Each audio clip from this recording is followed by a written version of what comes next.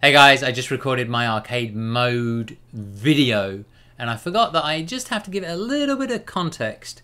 If we're talking about arcade mode as part of a Season 3 release of Street Fighter 5, then the context should be Capcom actually re-release Street Fighter 5 as Super Street Fighter 5 or Arcade Edition.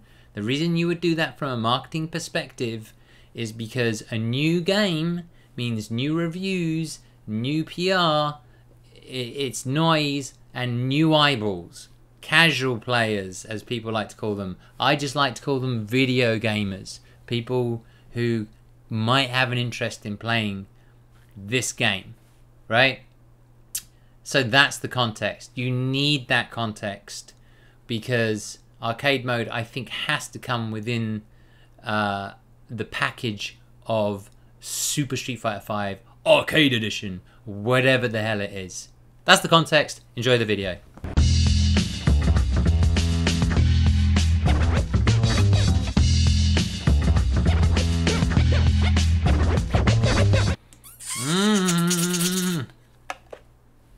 That's how I drink coffee.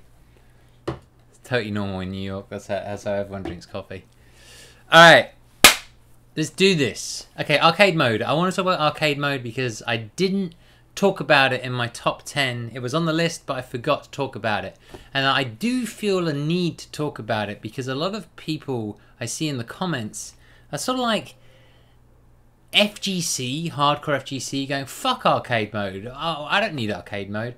Well, the arcade mode actually is really good for the FGC, and I'll give you two reasons why. One is it literally sells units on its own. It sells games on its own. That's good for the industry, and if the industry is feeling good about fighting games, they will continue to make fighting games, continue to innovate. You know, I don't want to get into the whole discussion about like accepting subpar games and all that shit. That's a whole nother conversation. But the point is, like, if fighting games are doing well from an industry perspective, then that's good. So I'm telling you, arcade mode actually sells units on its own. The other thing is, arcade mode acts as a recruitment tool for people into the FGC. They play it. It's a soft, safe environment to get to know the game before they decide that they actually want to play against other human beings. And, you know, you learn so much just by playing arcade mode. It's just very simple things become more intuitive, like movement, your character, normals, specials, matchups. You learn the patterns of the computer, which is the very beginnings of learning how to read other players. So those are the two big things that arcade mode does, right? To me, is they sell units, so the industry is happy, continues to make games, continues to grow fighting games, and it's a recruitment tool for people. It's a gateway drug into the community, right? So once you feel like you're pretty good, then you start to play people online. Maybe you just start to watch streams because you understand the characters, that you recognize them, and so you kind of find an interest in watching the streams. So it's recruitment, and that's both of those things are about expanding the FGC, about making the FGC bigger, about growing the FGC, and that's basically it. That's what arcade mode brings to the table, regardless of whether you, who are currently in the FGC, like it or not. And in fact, there are actually a good portion of people in the FGC, pro players, who love arcade mode. I actually interviewed John Takeuchi, and he said, I want arcade mode. I asked him about the future of Street Fighter 5. He said, I want arcade mode. I said, why? He said, I want to beat up the car. And I said, why? And he said, I just like beating up the car. And there was no more conversation to be had. He just liked beating up the car. Now, you could argue that there's a whole bunch of modes in Street Fighter 5 currently, that are single-player modes, and that people should be happy with those. But the truth is, they don't actually. I thought about this for a while because, you know, I was one of those people in Street Fighter 4 who was like, "Fuck arcade mode." I never played it, right? Because I'd graduated on from it. But then I took a step back and I tried to remember what arcade mode meant to me, and it meant a lot. When I was a kid, I actually played arcade mode a lot because there was no internet, and then the arcades were closing down. So I played arcade mode a lot at home. And it was done in the vein of like games done quick. It was one of those things where you wanted to do it better every single time. So it was like, I want to do it without losing the game. I want to do it without losing a round. I want to do it with all perfects. I don't think I ever did that, but I got close, to be honest, because the patterns were so obvious in the game. This was in Street Fighter 2 Turbo. And I actually entered a competition at a local Comet or Curry's, which is the equivalent of Best Buy. And what they would do is they would sit, you would go and you would play, and they would record your score and it would get entered, and then they, you would win or whatever. I won, actually. It was kind of cool. It was about the best thing I've ever done in Street Fighter.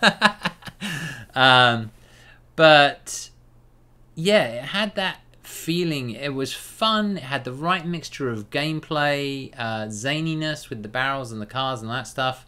The structure, the bosses, the secret bosses. It had a fun element. Now, when you look at the single player elements that you currently have, they're not good enough. They're not. I've seen people say in the comments, "Well, what's wrong with survival?" Are you kidding me? Have you played survival? Survival is so boring, and the AI is so ridiculous. Desk showed us in a video how the AI reacts to frame 1 of your fireball, which is just silly. That doesn't teach you anything, because that's not how a human reacts. Plus, survival is like a game from the 1980s. You play. You want to get like color 10 for Ryu, and you play all the way up to level 49, and then you die and you go straight back to the beginning. It's just it was a horrible experience. I remember it. I hated it. You could also just go into the sort of 2-player mode and just pick a CPU character and play against CPU character, but it's really boring because it's not in the form of a game. I don't really need to speak more about that, to be honest. You go into training mode. That's really for the hardcore FGC.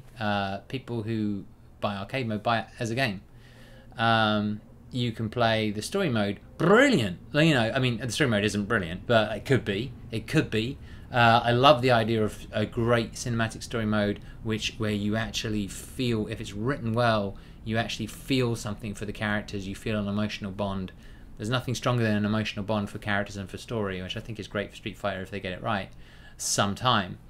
Trying to think of the other single player modes. I guess there is Trials. Trials are cool if you're invested in getting better at the game. But arcade mode is, as I said, it is that thing that people can just jump into, and it's safe.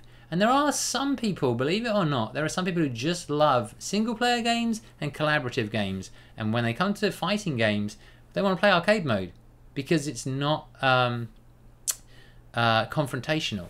I have a lot of friends like that. Bizarrely, like I want to play like Call of Duty or something, and there'll be two of I'll have a friend and I'll be like, let's do one-on-one in a small map. It'll be amazing. It's like, no, I don't want to do that. I want to do a collaborative game. I don't want to test my might against you. That's not why I want to test my might. I don't want to do that.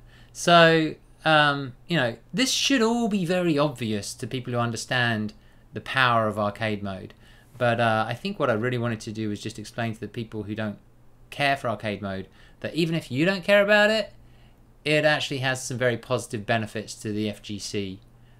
As I said before, sells units on its own. There was a stat somewhere which said that only 5% of people, this was a while ago, only 5% of people who had bought Injustice 2 had actually played 10 ranked matches. So it just goes to show you they bought it to go through the experience of the story mode or whatever, right?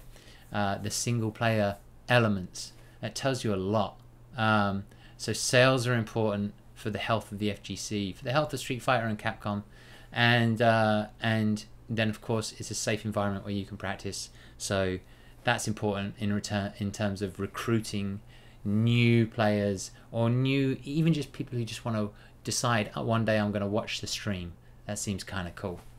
So I think that kind of sums it up. I would love to hear your arcade stories. I told you mine about entering a competition when I was younger. Think back, when did you used to play arcade mode? And yeah, that's it, guys. I think arcade mode's important. Let me know your thoughts in the comments. Peace out. Let's hope there is a Super Street Fighter 5 Arcade Edition that fixes all that shit, and we can feel proud of it. And yeah, have some fun. Bye!